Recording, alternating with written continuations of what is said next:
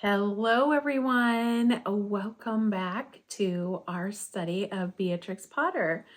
I am so excited to be revisiting this class, which was initially filmed 5 years ago in 2021 and was part of a 6-week course called Nature and Nurture, with 2 weeks spent on Jane Austen, 2 weeks on the Bronte sisters, and the final 2 weeks on Beatrix Potter.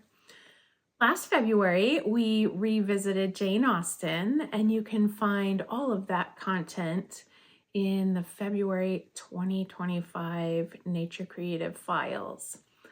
And this year, we're going to revisit Beatrix Potter, and I think that next February, we may dive back into the life story of the Brontes.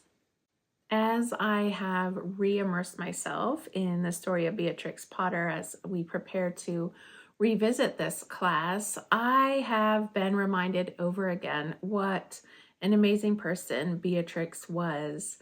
There were so many obstacles and hardships that she overcame, and she didn't give up. She was what we might call a late bloomer because of the hardships that she faced, but she persevered, and she has brought so much joy and light and life to millions and millions of readers over the years. And I am just excited to revisit her life and be personally inspired by her and her writings, not just her book writings, but also her journals and letters, and how she has influenced the lives of other people. At heart, Beatrix was an observer, and she noticed and recorded nature. And so I do think that Beatrix Potter was exactly what we want when we think of being a nature journaler. At the beginning of this year, I had the chance to spend a morning walking around London, and it happened to be a part that looked very similar to the kind of London that Beatrix grew up in. She was born and raised in one of these tall mansion-like homes, and because of her parents' strictness, she really wasn't allowed out much. And as I looked at these homes and observed the little gated gardens that were out in front, it brought home to me again how Beatrix's life did not begin in a very flourishing or nature-surrounded way.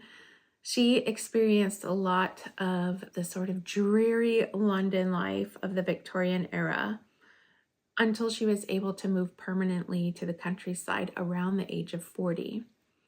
She did have some escapes in the summer to the countryside, and so there was that helped make up a little bit for her city experiences. But I think because of Beatrix's childhood and younger years in the city, and then her older years in the countryside, we can all have some sort of connection with Beatrix and the landscapes that she experienced. Now, how are we going to approach this vast subject of Beatrix Potter, her life, literature, and landscape in 4 short weeks? And I want to give you a few ideas because we don't need to overwhelm ourselves. I think each one of us should consider what would be the best way to connect with Beatrix's life and to best be inspired by her for our own nature connection.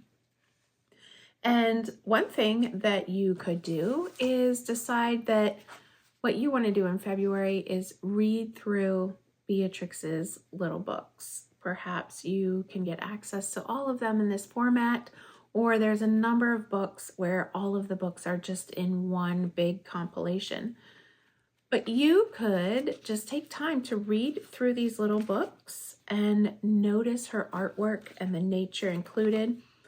There is this fun little worksheet that you could fill out as you read through the book. You can note the animals, the plants, the scenery or landscape features, the food. Could this tale take place in your landscape, and describe where? What kinds of animals, plants, and landscape would be different if you set this in the area where you live? What would be the same? Quotes from the book. There's other ideas. You could create a color palette from the book. You could copy one of the paintings into your journal. There's a number of ideas like that on this worksheet. Well, another thing that you can do, of course, is to take time to go through the watercolor tutorials and create a sketchbook from them. I think there are 14 watercolor tutorials in this class, so there are plenty to choose from. You could choose to just do one, or depending on how much time you have, go through and do all of them. If you've been through this class before and painted everything, maybe you want to choose one of these other ideas this time. So there is quite a lot of journal material. Here's the Herdwick sheep for you to do. There's tea time. There's also some tutorials on the tea times. And then there is the Moss Eccles tarn. So you could do that. Another idea would be to create a sort of commonplace book by taking a little empty notebook, lined or unlined, and you could cut up some of the handouts. There's a number of handouts of photos from Beatrix's garden and the Lake District. You could cut these out, paste them into the commonplace book, and then write in quotes from Beatrix, little quotes from the books, your own observations of your own nature this month. This might be something that I do since I have done the painting and I am not going to have a lot of extra time this month. I might sit down and make a commonplace book. I love collecting quotes and writing down meaningful things. Okay, another thing that you could do is just listen to the video about Beatrix and her garden and use this garden worksheet to kind of think through your own garden and make a plan for the upcoming growing season. You might find it's just easiest for you to watch the video content that I've created for this topic and perhaps watch the movie Miss Potter, and maybe that's all you need for this month, and the things that you hear and see will kind of give you a new window onto your own nature. Another thing I wanted to say, there are 2 book videos. Those of you that I posted the book video early for, there's a second book video. So you'll find 2 book videos. I wanted to encourage you that if you haven't read James Rebank's work, to do that. He has, I think, 4 or 5 books out, and his wife also has a wonderful book about what it's like being a farmer's wife in the Lake District, and it's got recipes in it. Really, really just lovely modern day writing with conservation of the land in mind, and I think Beatrix would be proud.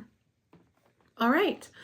Well, I am posting all of the video content for this class at the beginning of February instead of spacing it out week by week. That's because I want you to decide when you have the time to do whatever you choose to do. But I will be in touch by email and probably by video each Friday, and then we'll get together on the final Wednesday of February for our regular Zoom discussion. All right, well, here we go, and I hope that this month will be a very special one and that each one of us will be able to connect with Beatrix Potter's life in a special way and find it opening a new window in our own nature connection and observation.